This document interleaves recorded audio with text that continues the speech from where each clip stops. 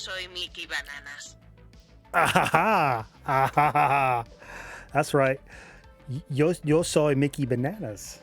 What's going on, everybody? Mikey Bananas from the Grown Man Record Night program. Here to do a little contest video for our pal, Rachel's Ghost. Now, you guys may remember Rachel, the music ma'am. Her channel, unfortunately, got shut down to some frickin' hijinks. Some children in the VC reported her channel for sexual whatever. You know, I remember there's so many damn channels in the VC. It'd be just easy to just like go watch somebody you like instead of harassing somebody you don't like. There's lots of you people I think suck. And I just don't watch you. I don't want your channel to go away. I don't wish harm on you. Christ, I just watch somebody else. Anyway, so she started up the new channel, Rachel's Ghost, to get back on her feet, to be able to continue to do the live streams, which are a lot of fun.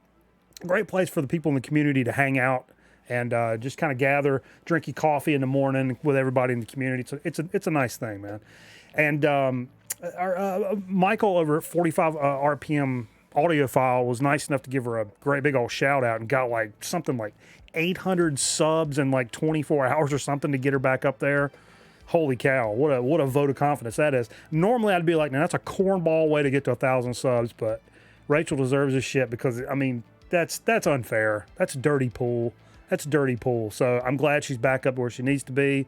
Live streams are popping off. People can find her. It's all this stuff. So she's doing a little contest. And to this point, the first one was something, you got to show a record with a ghost in the title, ghost in the something to do with a ghost. And so I pulled out, man, one of my favorite modern doom records. This is Paul Bearer, Foundations of Burden. It's the second record by Paul Bearer. These guys are out of Arkansas, which you think doom metal, you don't really think Arkansas, or at least I don't. Maybe that's short-sighted, but these guys are absolutely fantastic. This is 2014, and I guess this guy on the cover, he's kind of ghosty looking. The little guy on the cover. That's not actually why I pulled it out. There's a track on here, The Ghost I Used to Be. And not only is it the most appropriate song for what we're talking about for this contest, but it's also my favorite Paul Bearer song. Look at this vertical gatefold, by the way. Whew. And this is my favorite type of doom metal. I'm kind of I'm over hollery, screamy, heavy music for the most part, with some exceptions. What I love about Paul Bearer, extremely tuned down, thick, gnarly guitars, but very pretty, melodic, competent singing over top of it. And it just really creates this whole vibe about it that I really love. That, to me, that's right in my wheelhouse, because I'll be a fan of heavy music till I die to some extent. But the death metal growls and stuff, that's maybe if I'm super drunk or something, maybe, I don't know, but it's just not a thing I'm really into anymore like I used to be back in the day. Paul Bearer, Foundations of Burden, check it out, and especially that track, The Ghost I Used to Be, so freaking good and really long, but it's doom metal. What are we even talking about? So the second question was a comeback album. And this is actually one of my favorite music stories ever, or personal music story. I'm a huge Boards of Canada fan. I'm the biggest fanboy in the world. And what's really neat about Boards of Canada is how incredibly elusive and private and just mysterious they have been over the years. I loved all their records. In 2005, Campfire Headphase came out, and then they were gone. Nothing out of they're two Scottish brothers. You heard nothing about them. So it's just like message board fodder of like, what happened to them? Are they working on music? I saw somebody knows somebody in Edinburgh. I saw them in a bar. Like, all these like rumors and stuff, but they don't do interviews. They don't do personal appearances or many live shows really ever. They record their music allegedly in like an underground bunker in the Pentland Hills in Scotland. I mean, all of this just adds to the mystique.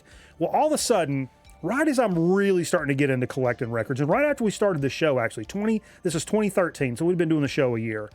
And it's the first record store day that I remember like really reading about and I don't think I participated, but like at least I was aware of and kind of into. And somebody found a record. I want to say it was in like New Zealand or Australia. It was a Boards of Canada record. And people were posting pictures of it. It was like, everybody was like, this is bullshit. This got to be bullshit. And so they had strategically placed this record, and it had this code on it. Had this little snippet of music and a code. And the Boards of Canada community go absolutely nuts. Like, what is this? What is this? Well, long story short, over the course of several weeks, another series of codes. It was like, XXXXX, and they would fill in like these four. The BBC did one over their airwaves. One of the codes, one popped up in an Adult Swim bump. If you guys remember, Adult Swim used to do those bumps in their commercials and stuff. One popped up there. NPR actually had one. Eventually, there was a YouTube video that had the final one. Led you to this website where I was involved in this like IRC channel where people were trying to figure it out. People were like going into the source code of web pages and finding all kinds of crazy stuff to use as clues.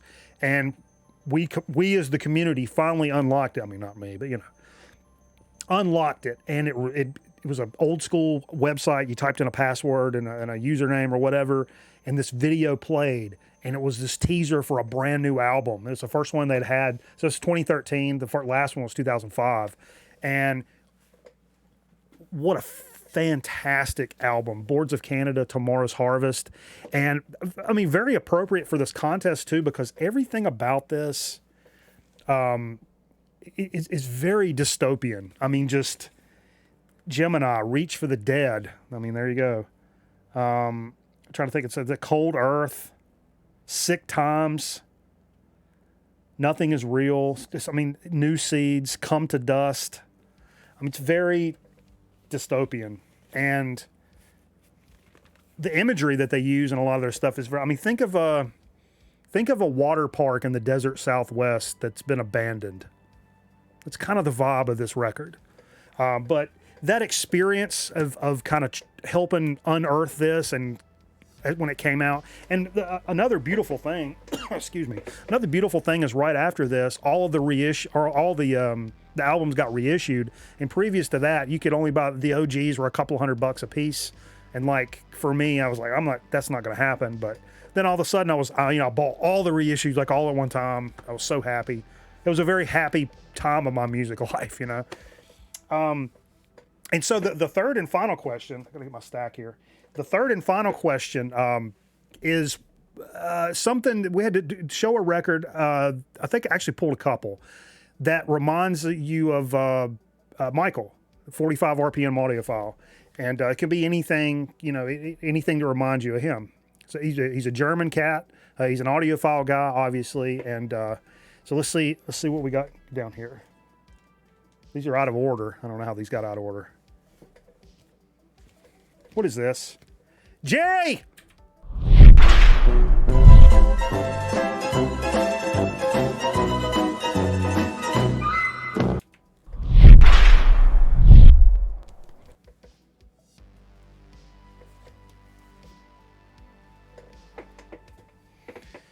Anyway, I chose an absolute German classic.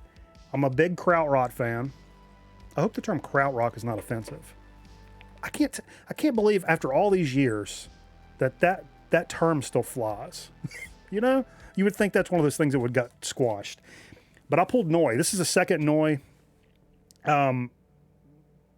Fantastic band. One of the seminal krautrock groups, and one of the ones that really just kind of nailed down the Motorik beat. What became kind of the backbeat of what krautrock is, this 4/4 Motorik beat that just keeps driving. And no matter how far the instrumentation goes off the rails and gets crazy and gets weird, that 4/4 Motorik beat is always there to tie it together. If you don't know, a couple of the dudes from Kraftwerk, Michael and Klaus, broke away, formed Neu, and it's such good stuff. And what I love that you would think with that Motorik beat, and just it's kind of like stoner rock, and that it's kind of repetitive, it kind of drives. It becomes kind of this hypnotic, kind of trancey type thing to do with a beat, and you would think it would limit what you could do musically, but it's actually the opposite. But what it does is create space for the other instruments to do their own thing. Go as far out there and bring it right back into the pocket as you want.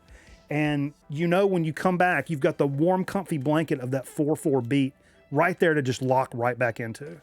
So at different times of the song, you know, you can lock back in and then kind of branch back out and then come in and lock back in. I think that's really cool. And I've really, you know, a lot of people say that's kind of has kind of a proto-punk vibe to it. And I mean, I can see that too. Like that's 100%. It kind of, it ticks a lot of boxes for me. It's real trippy. It's real jammy, but it's real like just stonery, punky, like just hammer it out kind of stuff too. I pulled this one out. Little Randy Newman. Why? Because he's got some sexy ass, big ass glasses like Michael. I fucking love them. Love them. Michael's glasses are super dope, as is Randy Newman's right here. Hell yeah. You know I love some big glasses, baby. Come on. Yeah.